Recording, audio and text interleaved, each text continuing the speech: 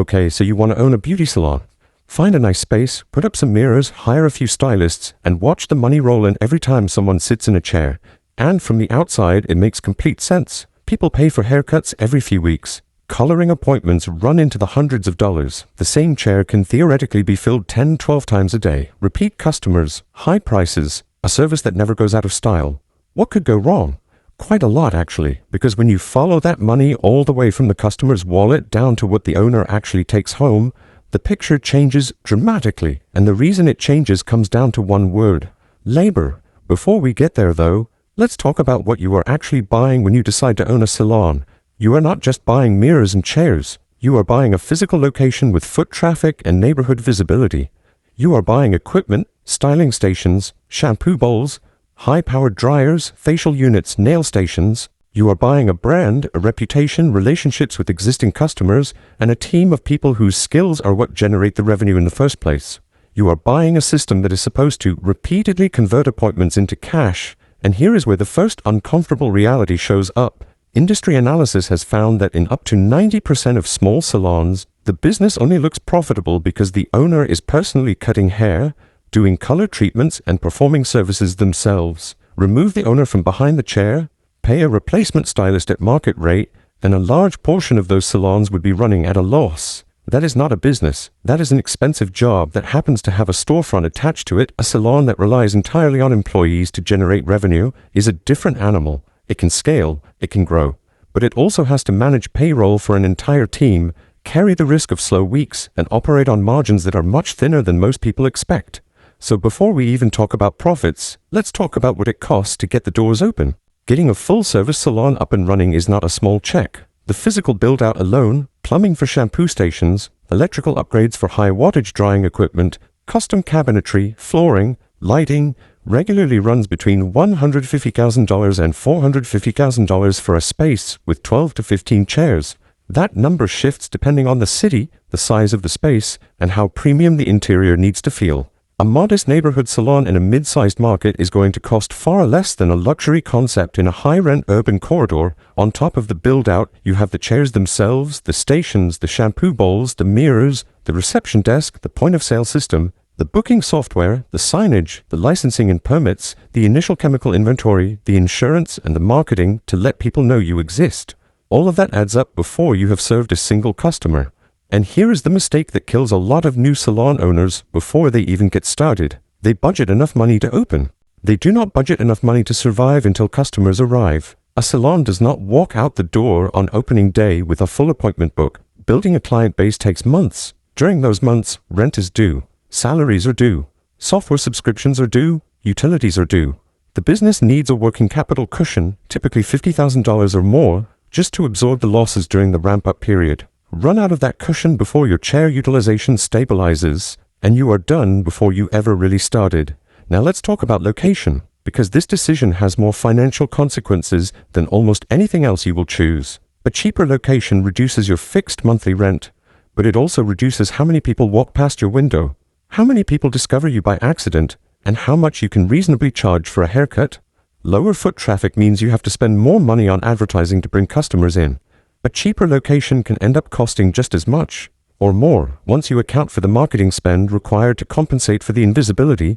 A premium location, higher rent, better street presence, more affluent neighborhood, does the opposite. It charges you more every month whether you are busy or not, but it signals quality, attracts customers who expect to pay more, and lets you set prices that reflect that positioning. The target that solvent salon operators aim for is keeping their total occupancy cost, rent, maintenance fees, property taxes, and utilities combined, between 10 and 15% of gross revenue. If rent alone is eating 20% of what you bring in, the math becomes very hard to survive. A useful measure of whether your space earns its keep is revenue per square foot. A well-run 2,000 square foot salon with 12 to 15 chairs should reach around $500 per square foot annually by year 3, roughly $1 million in total sales. Top performers push toward $1,200 per square foot.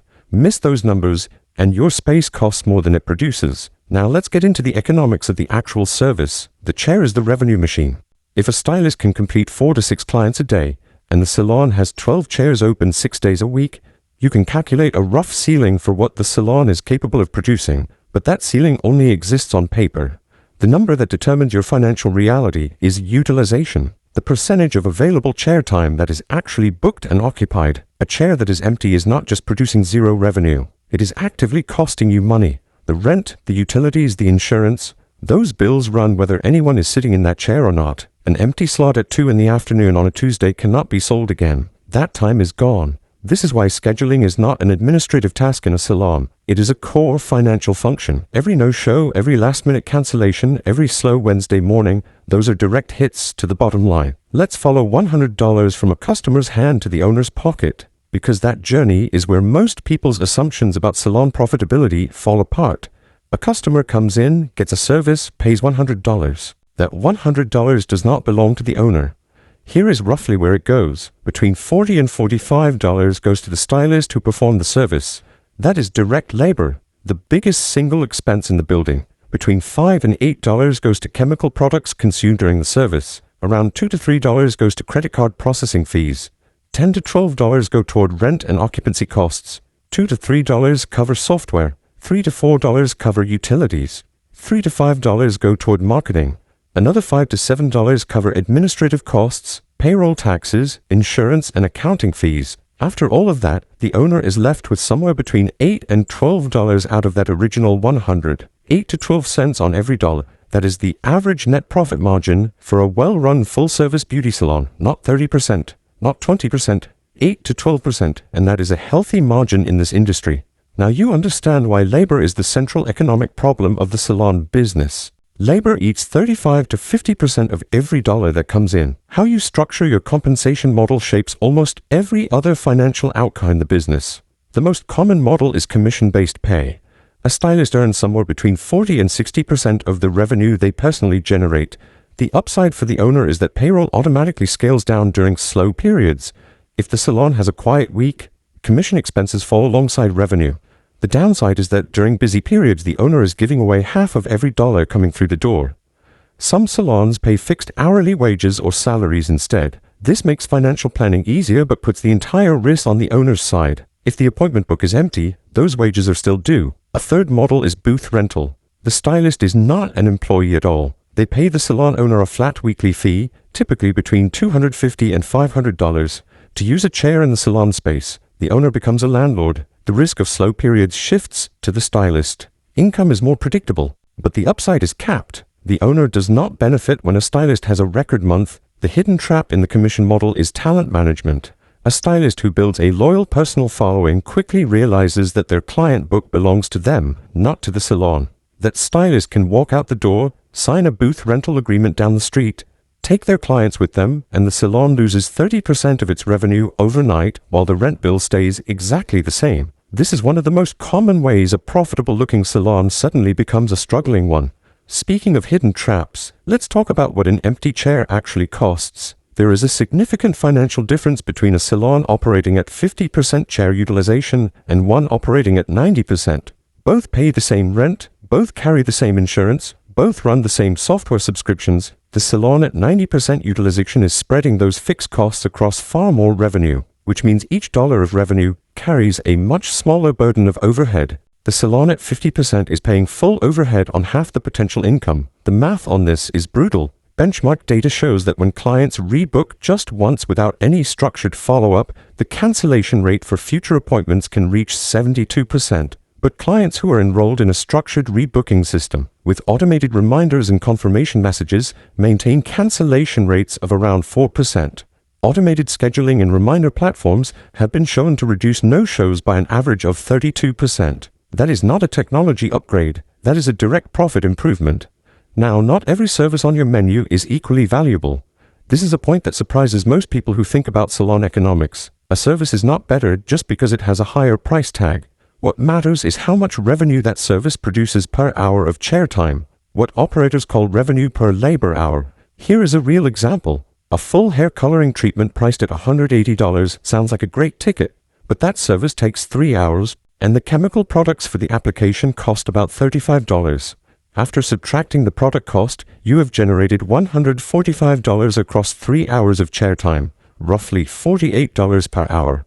Now compare that to a precision haircut priced at $70, taking 45 minutes and consuming about $2 in supplies. That service generates $68 of net service revenue in 3/4 of an hour, roughly $90 per hour of chair time. The $70 haircut produces nearly double the hourly value compared to the $180 color treatment. The color treatment is not bad. It brings in more absolute dollars per visit and tends to create strong client loyalty. But the haircut is far more efficient. Managing your service menu with this kind of think in mind changes which services you promote, which ones you train for, and how you fill your schedule. If you're finding this breakdown useful, take a moment to subscribe to the channel and give this video a like. It genuinely helps more people find content like this. Now, most salons are not just doing hair. They have expanded into nails, skincare, facials, waxing, lashes, brows. Each of those categories has its own economics. Nail services have low ticket prices but high visit frequency.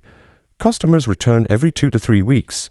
Margins run 40 to 60%, and the repeat nature of the revenue is valuable. The catch is that nail sections require ventilation, dedicated space, and sometimes separate licensing. Skincare and facials carry margins of 50 to 65%, and customers who come in for facial are highly likely to also buy retail skincare products on the way out. That combination makes facial clients some of the most productive customers in the building. Eyelash and brow services carry some of the highest percentage margins in the salon, 60 to 75%, with repeat cycles of 2 to 3 weeks. The constraint is that they require specialized technicians and are intensely labor dependent. Adding more services sounds like an obvious growth move. More reasons to visit, more revenue streams, more customers. But more services also means more equipment, more specialized staff, more inventory to track, more training costs, and a more complex operation to manage. Complexity has a cost. Adding a nail section to a hair salon is not just adding a revenue line. It is adding a mini business inside your business. Let's talk about the product shelf, because this is where smart salon owners find a financial advantage that most people overlook. Retail products, shampoos, conditioners, treatments, skincare carry gross margin of 40 to 50%, and a retail sale does not require the stylist's time after the recommendation. The customer buys the product, takes it home, runs out, and comes back. You have monetized the relationship beyond the chair. The average salon generates 8 to 15% of total revenue from retail. The best performers push that to 20 or 25%. At $1 million in annual revenue, difference between 9% retail and 20% is more than $100,000 in additional high-margin income. The risk is inventory management. Products expire. Some items move fast, others sit on the shelf for months tying up cash. The salon that never audits what is actually selling slowly bleeds working capital into stagnant stock. Now let's get into the customer math, because this is where the real long-term economics of the business live. A customer who comes in once for a $200 service and never returns is worth $200. A customer who spends $75 per visit, comes in 8 times a year, and stays for 5 years is worth $3,000. 15 times more valuable than the one-time spender. Industry data shows that 42% of a salon's loyal recurring clients generate 80% of total revenue. Keeping existing customers coming back is far more financially valuable than constantly hunting for new ones. But acquiring new customers costs money. Salons spend on Instagram ads, Google campaigns, influencer partnerships, first visit promotions, and referral programs. The question is not whether you are spending on acquisition, it is whether that spending is producing customers who stay long enough to justify the cost. A new client acquired for $60 is a great investment if she returns every 6 weeks for 3 years and buys products at checkout. She is a terrible investment if she used a first visit discount, came once, and never came back. This is why deep introductory deals often damage salon economics. Customers attracted by a big discount tend to be price sensitive with no loyalty to your salon. Once the deal is gone, they go wherever the next deal is. You spent real money acquiring someone who was never going to become part of your recurring revenue base. Discounting has a legitimate place in salon strategy. Filling slow Tuesday morning slots with an incentive price is smart, but running permanent discounts as the primary reason people visit creates a structural problem. The rent does not discount. The salaries do not discount. The insurance does not discount. When you cut your price by 10%, you have cut pure revenue while every single fixed cost stays exactly the same. The math is stuck. On a $100 service with $60 in variable costs and $30 in allocated fixed overhead, the salon nets $10. A 10% margin. Cut the price to $90 while costs stay unchanged, and that $10 of net profit becomes zero. A 10% price reduction wipes out the entire net margin. To recover in volume, the salon would need to double its appointment count, twice the labor, twice the product use, twice the wear on equipment to make the same amount of nothing. The premium pricing argument runs in the opposite direction. Raising prices even modestly has a disproportionately positive impact on net profit because fixed costs stay unchanged. On that same $100 service producing $10 in profit, a 5% price increase raises the ticket to $105. After accounting for a small commission on the extra revenue, net profit rises to around $13. A 30% improvement in owner earnings from a 5% price change. Salons that invest in better training, more consistent service quality, stronger branding, and an elevated customer experience earn the right to charge more for the same appointment. And when they do, almost all of that additional price flows straight to the bottom line. Let's talk about the break-even point, because understanding this number is the difference between a salon owner who knows their business and one who is just hoping for the best. Every salon has a certain level of monthly fixed costs, expenses that do not change regardless of how many customers walk through the door. Rent is fixed, software subscriptions are fixed, insurance premiums are fixed, administrative salaries are fixed. These costs exist whether the salon books 0 appointments that month or 500. Variable costs move with revenue. Commissions, product consumption, payment processing fees. The break-even point is the exact revenue level at which the salon covers all of its costs and makes exactly 0 profit. Every dollar above that level starts producing profit. Every dollar below it means the owner is losing money. Here is how the numbers work. Suppose fixed monthly costs total $18,000. The average ticket is $85. Variable cost per appointment, commission, product, processing, averages $45. Each booking contributes $40 toward covering fixed costs. Divide $18,000 by $40 per appointment. The break-even point is 450 appointments per month. Roughly 22 appointments every single operating day, just to stop losing money. Not to profit, just to survive. Any salon owner who does not know their break-even number is flying blind. Now let's talk about what the owner actually makes. Not revenue, not gross receipts, but the money that ends up in their personal account. There is an accounting error that runs through much of the beauty industry. Owners who work behind the chair count their personal service income as business profit. But if you remove the owner from the floor and paid a market rate stylist to do that same work, those earnings disappear from the business immediately. An owner earning $90,000 while working 40 hours a week behind a chair is not running a $90,000 profit business. A replacement stylist doing that work might cost $70,000 in wages and payroll taxes. The actual enterprise profit could be just $20,000. A genuinely profitable salon should eventually generate positive returns without requiring the owner to personally hold the scissors. That is the transition from buying a job to owning a business. Most small salon owners never fully make that transition. Let's talk about what can go wrong. Salons rarely fail in a sudden dramatic collapse. They fail slowly through a series of compounding problems that each look manageable on their own. The most dangerous single event is losing a top stylist. If one person is generating 30% of the salon's revenue and they leave, for a booth rental suite, another salon, their own space, they take their client book with them. Revenue drops 30% immediately. The rent does not drop. The remaining wages do not drop. The owner is suddenly covering the same fixed cost structure on dramatically less income. Lease renewals are another landmine. A salon that negotiated a below-market rent 5 years ago may face a dramatically different number at renewal. A rent increase that pushes occupancy costs from 8% to 15% of revenue can turn a healthy operation into an underwater one overnight. Unmonitored inventory creates slow hemorrhaging. Chemical waste in the mixing bowl, too much color mixed for a formula, excess product discarded, adds up to thousands of dollars a year in unnecessary product cost. Theft, rarely discussed, is also a real factor in retail inventory. And then there is the quiet killer, customer churn. In an era where clients book through Instagram and leave reviews on Google, a salon that lets service quality slip quietly loses customers who never say a word.